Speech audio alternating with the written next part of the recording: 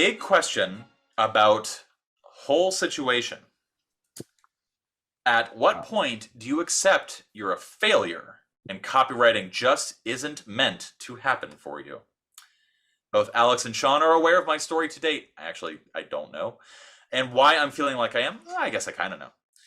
Smaller questions. Sean said cold pitching is very difficult. I did. I have in fact said that many times. I absolutely hate doing it.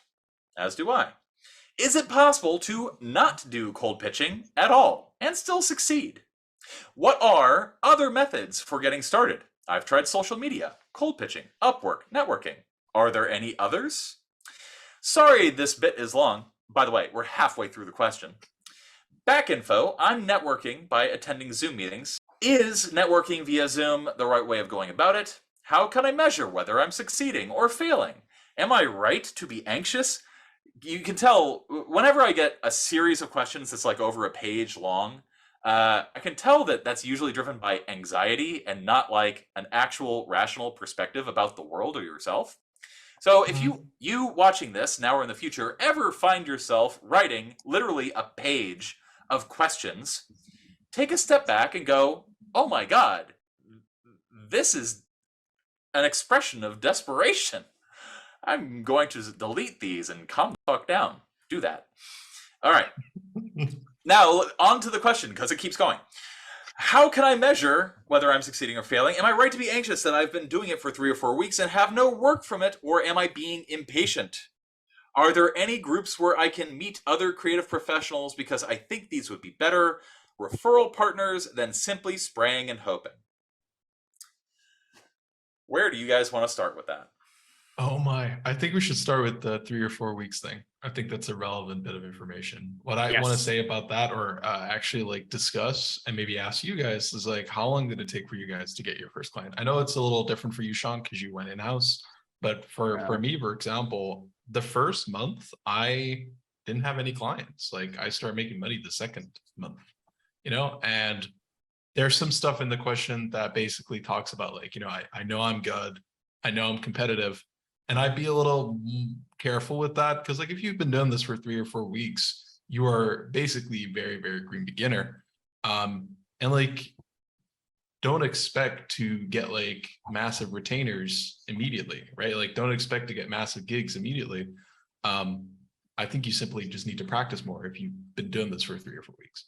If you've only been studying copywriting for 3 or 4 weeks, you are not going to be at the same level as someone who's been doing it for a couple of months, a couple of years even. And so when you're out there prospecting for clients, whether that's through networking, whether that's through something like Upwork, you are competing against those people with way, way more experience. And even the things that you have to say for yourself in terms of your experience, your knowledge, are going to sound a lot more green, which is to say a lot more newbie-ish than someone who has been doing it for a longer time and has a better sense of like how we operate in this world. So I think it will get easier to sell yourself and to get jobs the longer you've been studying.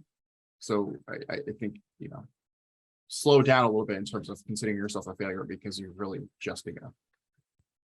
What type of like time frame would you guys say like until you can say, okay, I'm failing at this, maybe this is not for me? I mean, we've discussed this before, and I'd say I won't say the name just in case, but like I would say to the person who asked this question, go and look at the other videos we've done on this, because I know you may have to dig deep. I wish I could just kind of say, oh, here it was, but we've done a bunch of beginner videos where it was like we go through our process for starting. But between me kind of learning about what copywriting actually was and like being able to earn money from it, from actually like getting clients, it took me like a year to get to that point. It took me a solid year.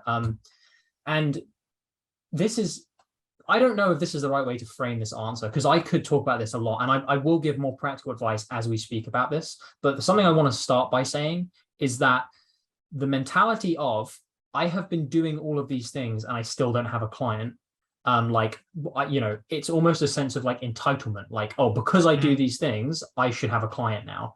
And something I think I only realized now looking back on how I was approaching it, I didn't know I was doing this at the time, but I wasn't going into it thinking, I'm doing all these things, why don't I have a client?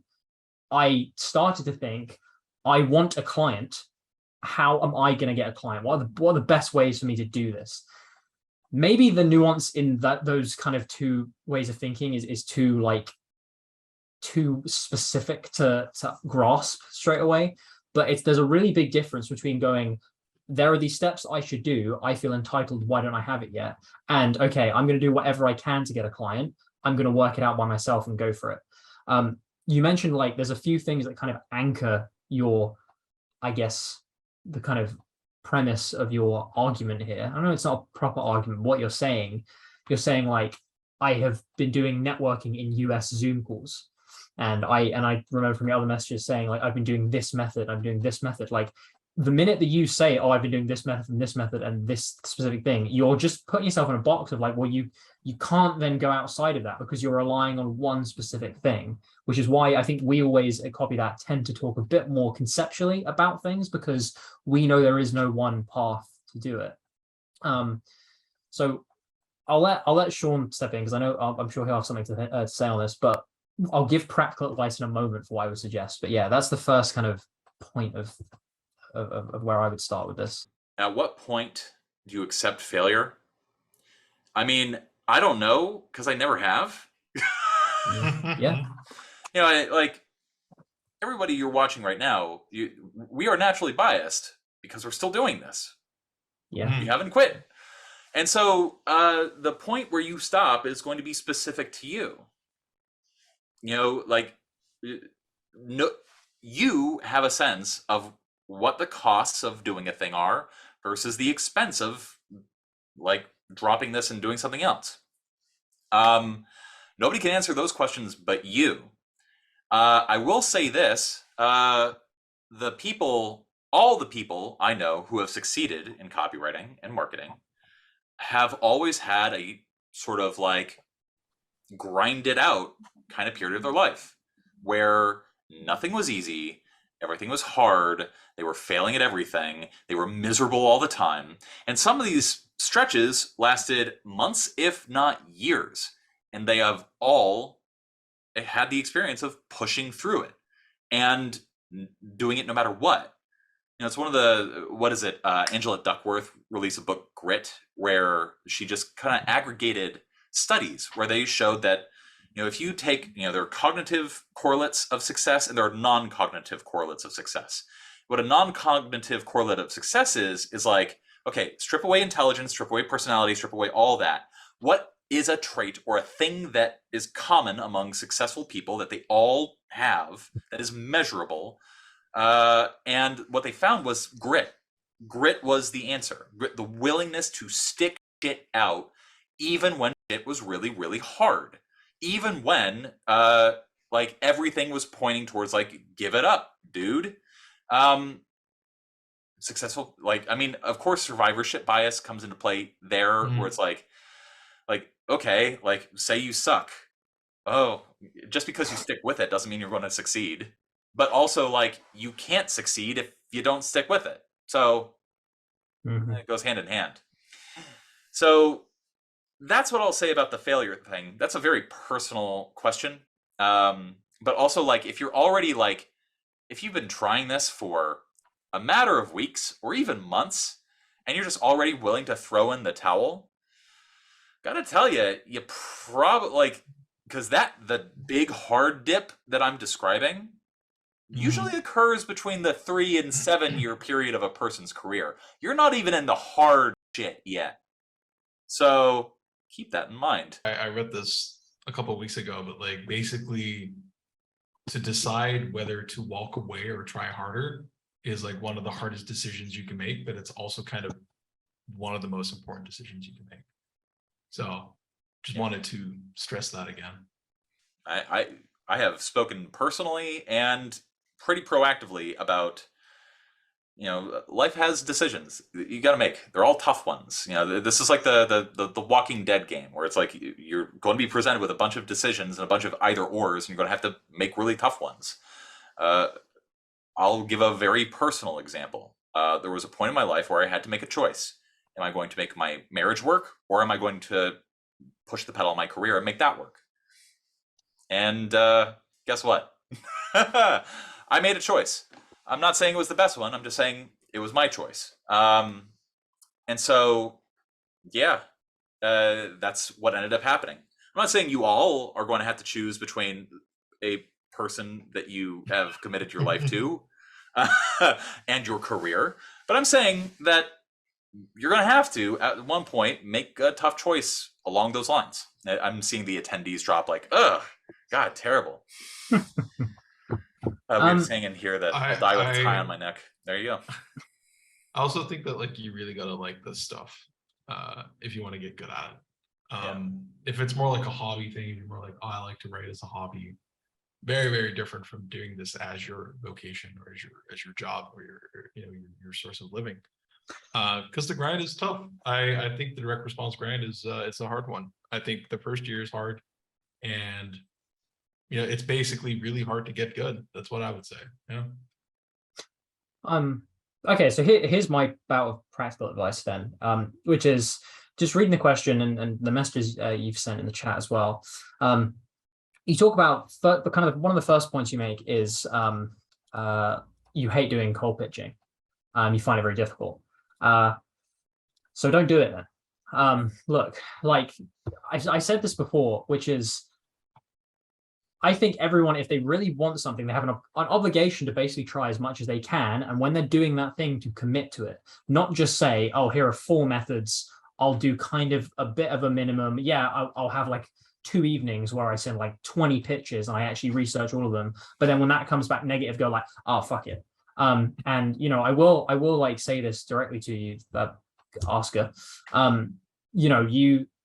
What kind of led to this was you spoke about my method, or like not really my method, but the thing that I have done, which is how I approach people a bit more laterally, and tends to be a bit like either quite different or super relevant when I'm talking to someone or sending them an email. You tried that, I think maybe like 2 days ago or something. And you tried it and you said, oh, I sent out 10. I've already had like 2 or 3 replies from it. Like, oh, this is the best thing I've done yet. Like I spent ages doing this other method and it didn't work. And then like a day or 2 later, you then said, I'm ready to give up. Nothing works for me. It's like, dude, that is not enough time. You did like 1 or 2 batches. You were initially very happy and like, oh yeah, really great. And then you were straight down. To me, that's more of like a kind of peak and trough scenario where you're just swaying back and forth between expectations, which is something you might need to look at just at how you view getting jobs in the first place, because there is that commitment to it. But practical advice here is if you hate cold pitching, that's fine. That can be a red line for you. There is no right and wrong way of getting a job. But ask yourself a very simple question, which is, do you actually want to be a freelancer, or would you be happier and feel more stable getting an in-house position? I don't think everyone needs to ask themselves that question. I didn't really. I was just kind of looking for whatever. But for some people, I think you really need to look at, is freelancing a life for you? Because it is hard. I did it for 4 years and it sucks. It sucks so bad at times because you're responsible for everything and you are constantly cold pitching and networking. You have to survive. Now, I do think there's a level you get to where, yeah, you can then, and I'm at the level now where if I went back into freelancing, I would be absolutely fine. But that's only because I've spent the last 4 years having periods where it was like, shit, I haven't got any work. And there's actually, I think I've said this before, but I had like £30 left in my bank account. And I only knew that because my bus pass money, like they tried to take money out of my bus pass and nothing went out. And I got an email about it. And I was like, fuck, I need to earn money.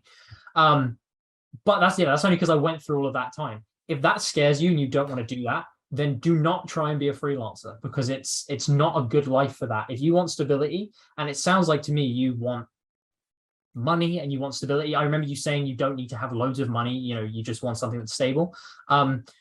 Then look for in-house positions. There's plenty of them. And I know you say you live in Ireland, and you say like there's not, enough stuff there. I promise you there is. And not just there, but also there are jobs that are being posted all the time, everywhere. Remote jobs, local jobs, like there are job boards for this thing. And believe me, I have literally just hired someone today and gone through that process over the last kind of month, as I've hired contractors and stuff before, but this was for an employee. 95% of people's applications are dog shit. If you just spend a bit of time tailoring and making yours different and interesting and relevant, I know that you could have a role within the next few months. Maybe I'll do a CV masterclass at some point. Jonathan, one of the friends of the show, did one, which was very good. I might do one as well, just to show my CV and what my thinking was behind it. But like, this is a practical way for you to go down. Stop thinking about like, oh, there must be a magic bullet of, you know, in the Garden of Eden where I'm going to have like all the clients I want and be financially free and be able to kind of float around. Because the reality is that doesn't happen without a lot of this, what you're going through right now. I'm not going to regurgitate all the pitching stuff I've done in the past because you already know what my methods are and what I suggest. But practical piece of advice is actually ask yourself, this might not be something that is good for you. You may not be a copywriter. You may not do that. It might not be the right path for you, but also it may just be that freelancing is very stressful and you don't like it. Therefore, look at in-house and look at remote jobs, and I'll do a CV masterclass just for you, which will go to everyone, obviously. But you know, like you can be the inspiration for it. I would just honestly ask myself, do I want to be a copywriter? If you want to quit, you can quit. Like, what's the big deal? Like, if it's not something for you, you don't need to force yourself to do something you don't like. You can always try something else. And if you end up being like, well, this sucks more than copywriting, I actually do want to be a copywriter, what would stop you to go back? Right? It's like, you can try different things. And if you do decide to be a copywriter, then I think you just need to eat the shit, you know, just deal with the struggle. Kind of the only way forward. Yeah, I just want to add one thing here, and this can be quite concise. And I want to talk to someone who's thinking about being a copywriter or knows they want to be a copywriter and wants a job. Start thinking more conceptually about what it is you want, because that will lead you far better than just going to random methods. If you look at a random method online and you start doing it, for example, Zoom networking in the US, or like doing this hyper aggressive sales pitching method that you heard from this guru, if you're immediately putting yourself inside of a box where you can't then progress outside of it. If you instead think a bit more conceptually and go, okay, I know, having analyzed myself and what I value in life, that I would prefer to have something that was in-house, that was more stable with like a single company that I can grow with, then you're looking out for that opportunity before anything else. You're not looking for a specific method. You're not looking for a medium. It's just, I know that that's the opportunity I'm looking for.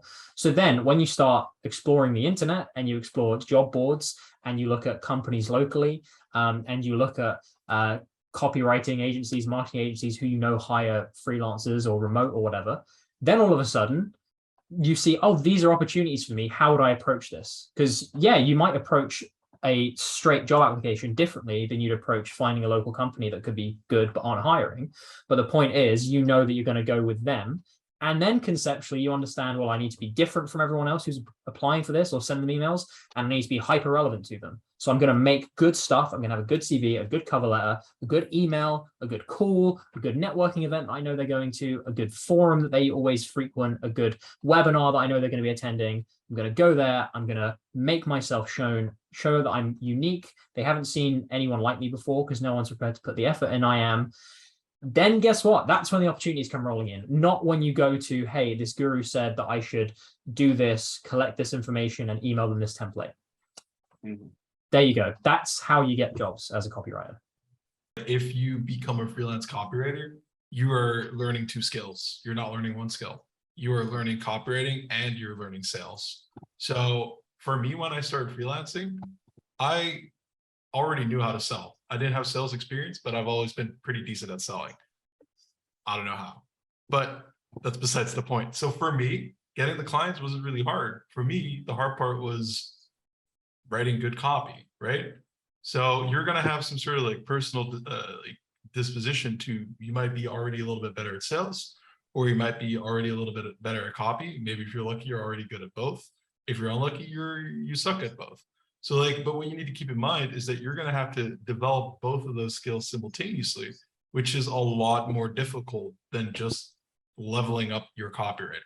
Like if you have a steady stream of work coming in because you're working in-house, it's going to be a lot easier for you to develop your copywriting skills.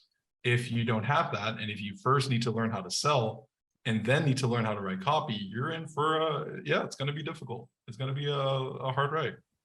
one of the biggest traps that new copywriters, freelancers, anyone who kind of finds himself on that like fad get rich quick scheme boat encounters, and a problem that they definitely need to overcome is like coming to develop a sense of time and like how long things actually take and what your sense of time feels like compared to the reality of time that everyone else experiences. It is very easy to be in a position in which you felt like, you know, I spent weeks studying for this thing. I spent this many hours reaching out to X number of people to get for X number of jobs. Therefore, I should have results. But for every single one of those people that you reached out to, they are doing a full-time job probably. They are reading tens, if not hundreds of emails a day. They are talking to other people. They don't necessarily have time to respond to every email or schedule meetings for every single person who reaches out to them. And so one thing you have to understand if you want to be a successful freelancer is that sometimes you're just going to have to wait, and you might be waiting for a really long time for someone to respond, but that doesn't even mean that they're not going to respond. Yeah. And I think if you can get that patience part down and just understand, like, if I can give them some time, if I can be graceful in the way in which I approach people, they will more often than not, at least reply to you or give you some tips on what you could do better next time. What you're describing there, Rod, is exactly what I've had for the last month. I've been hiring for a position. I've had 80 people apply for it. And there have been really great people who applied for it, who, some of whom didn't get the job. So obviously, like I said, someone's just been offered the job. But that has been me all over. Like, I have wanted to give replies as soon as I could, and I get on calls with people and give feedback. And I have been doing when I got the time, but all of a sudden I see an email in my inbox and I'm like, that was 2 fucking weeks ago. And I'm just like, where did that go? And I've been on the other end of that. I know how horrible that is. And I know thinking oh, what a dickhead not replying to me. It only takes 2 minutes to reply to an email. Oh, they all getting all defensive. Oh, they just must not have liked me. But it's a real thing. Can I share a story about that? So most of the high performer CEOs, people like that I know, they have a very, how should I say, loose relationship with email and checking email. Mm-hmm. And I was talking to somebody about this, actually the CEO of Agora, and here's what he does. If it doesn't come up when he's at his computer, he doesn't read it. If he goes off on vacation and he comes back, he doesn't read any of his emails. He Control A's and then hits delete. He doesn't read them. He doesn't fucking care because he doesn't have to, one, but also, and this is what he says, well, if it was important, look it back to me. And most of the highest, richest performers that I know have a very similar attitude towards email. I don't think I've checked my work, I have 5 email accounts and I have one for Agora. I don't think I've checked that email in 3 days. I go 1 or 2 days without checking my email. I certainly go multiple days without checking LinkedIn. And so if you're cold pitching and you're why hasn't he gotten back to me? It's bro, he probably hasn't even read it. And even if he has opened it and you have that special spy software and he's opened it before and stuff like that, you don't know if it was opened by a proxy server, which is a thing that is making open rates not a reliable KPI anymore. So there's that. So yeah, you got to consider all these different things. When you're cold pitching, you are reaching out to busy people and asking them to take time out of their busy lives to pay attention to you. So you better be fucking good. Yeah. That's why I think cold pitching is so difficult and also not good for most people starting out. I say most, not all, because, again, maybe you're amazing. I have no idea. Cold pitching is just diehard sales. I mean, I talked about it in my cold email masterclass, which you should check out if you haven't already, because it might help you, it might not. And in there I say, and this is a saying lots of salespeople say, is just, the deal is made or the meeting is booked on the 6th follow-up, It's and most people think oh, maybe it's on the 1st or the 2nd. No, most deals are made because salespeople literally sent them 5 or 6 emails, and they're not annoying. They, you do this diplomatically, or and you try to do this politely. but like you follow up on an account. You don't just send one email and then like, or send, 100 emails once, right? To like 100 different people, and then just say, okay, well, it didn't work. Like, I'm not getting anything. A second thing I wanted to add is that, and this is more related to the time thing. We, like human beings, we suck at estimating the time it takes to do something that we are unfamiliar with. It's a cognitive bias. We might think something takes 3 months. I can give an example of that. I thought that after starting as a copywriter, that within 3 months, I would be working for a financial publishing house. And at the time, I thought this was a very realistic goal. It took me 2 years to get started in financial. So it took me 2 years of full-time copywriting to literally get an entry in that industry. So that's just an example that it literally took 8 times as long as I expected it to be. So any estimation that you make about something that you actually don't really know anything about because you're not knowledgeable about it, multiply it by 5. It's probably going to be a more realistic estimate. So you think, oh, I should have gotten clients in 1 month, multiply that number by 5 and say, well, I should be getting clients in 5 months. It would probably be more accurate and more realistic, and it'd probably be better for your mental health as well. I feel like we should name this the Debbie Downer Q&A session. Yeah, we're not selling ourselves, are we? No, I feel sorry for the attendees. Like, God, they're just talking about like, should I quit? Is it going to take a long time? Copywriting is hard. Oh no. I mean, yeah, but I still have, because I have a lot of old notebooks, and I was going through them. I think I put it in one of the chats a few weeks ago. That was probably a couple months ago. I still remember there was a bit from it from 2018, and it was just, by September, be earning £5,000 a month through like freelancing clients. So I was like, oh yeah, it seems easy. People do it online. There's a bunch of videos about it. Yeah. If I can like leave this with a positive note, then, because maybe I've been too truthful in my things that I'm saying, I would say stop caring so much about the time frame and focus on the process of improving. That's what I do. That's a lesson I learned. I'm just working on the grind. I'm focusing on improving as a writer. I'm focusing, like, I have goals in mind, but I'm not telling myself I'm going to do that in a year or 2 years or 3 years, whatever. I'm just like, I'm focusing on improving, focusing on getting better every day. And the goals, like, I'll reach them when I reach them. And that's been a lot better for me. It doesn't make me worry so much. It doesn't make me feel bad if I don't reach the goal within a specific amount of time. And I would highly recommend that to anyone who's got big goals. Should just focus on the process, focus on getting better, and you will reach your goals at some point. Almost on the other end of the spectrum, I'm going to say, if you not big goals, but if you're like, I know I need to be hitting something to live, i.e., I need to earn this much money, then that is your focus, not a specific method. Like, no, okay, I need to be earning $3,000 a month. I needed to be in a stable position because I don't like cold pitching and I don't like the anxiety that comes with it. Therefore, what can tick those boxes for me? An in-house role, a contracting role with an agency who are reliable, this local company who I know, or like these 2 clients I've identified. That opens your mind up to, okay, these are the people I need to pitch. How am I going to go to them? Not Zoom networking through, like, in the US, like in a country you don't live in, because you've heard it's good. Start with you. Always start with you, and then work out. I don't want to be too negative about this, but like, how many people have you seen succeed that set themselves a hard monetary goal in X amount of period of time? For me, most of the time it doesn't work. If you're like, in 2 months I need to earn 5,000 a month, it's just, I think very few people do it.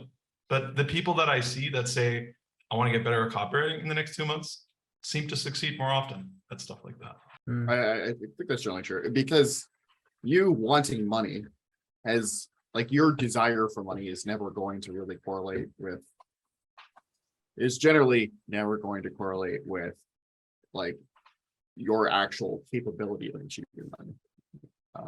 And so, just because you want a high paying job doesn't mean you're going to be that much better at getting one. And so focusing on the skills that will allow you to achieve that tends to be a little bit more directly related.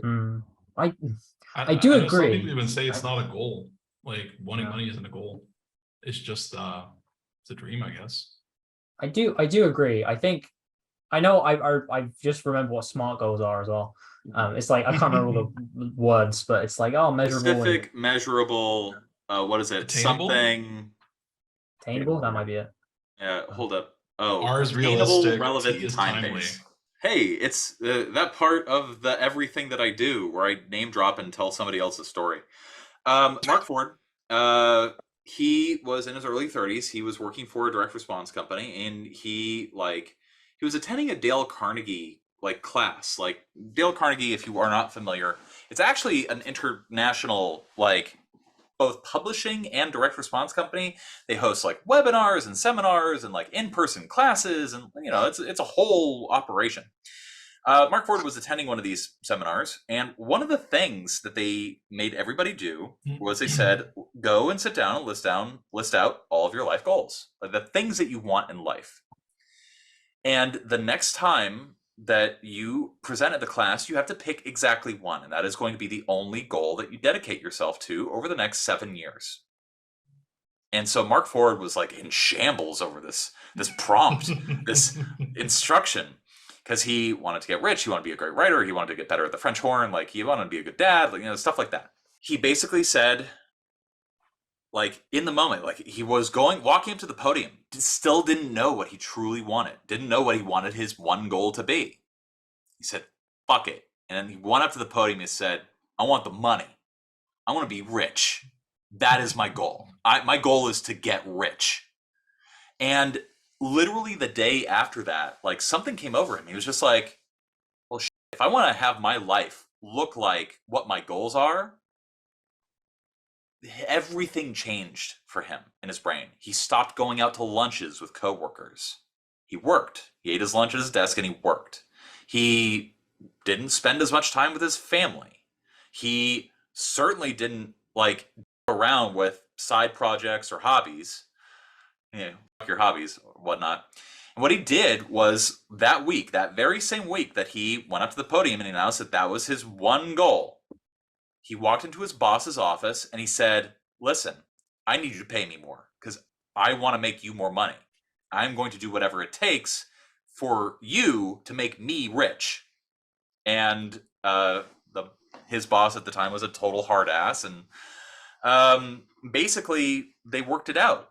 And ultimately, what happened was this dude became Mark's mentor, and Mark learned everything direct response and direct response publishing, and came up with a bunch of marketing breakthroughs along the way. And ultimately, because he single-mindedly devoted himself to a singular goal, a nebulous, not time-bound one, he achieved it because he looked at the wide swath of everything he was doing in his life, spending time with friends, hanging out with your family. He was like, that, I want a thing, so I'm going to do the thing. Do what I need to do to achieve that goal.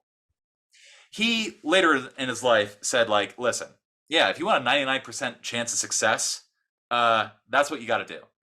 If you want a 80 to 90% chance of success and also a slightly more balanced, more fulfilling life, have 4 nebulous, non-time bound, non-measurable goals. Because, and he specifically says have a wealth goal, a professional or a wealth goal, have a social goal, in terms of friendships or family or what have you, have a personal goal, if you want to be a novelist, and then also have a fitness or health goal, have 4 big nebulous goals that you're going after and then arranging your life around, because you'll have a more balanced, more fulfilling life as a result of that. But if you want to actually achieve something in life, you have to be Captain Ahab. You have to be monomaniacally driven towards a singular thing. And a lot of people don't like that. They like certainty, but they also don't really like all the trappings that go along with what it takes to achieve a singular goal if you are that devoted to it.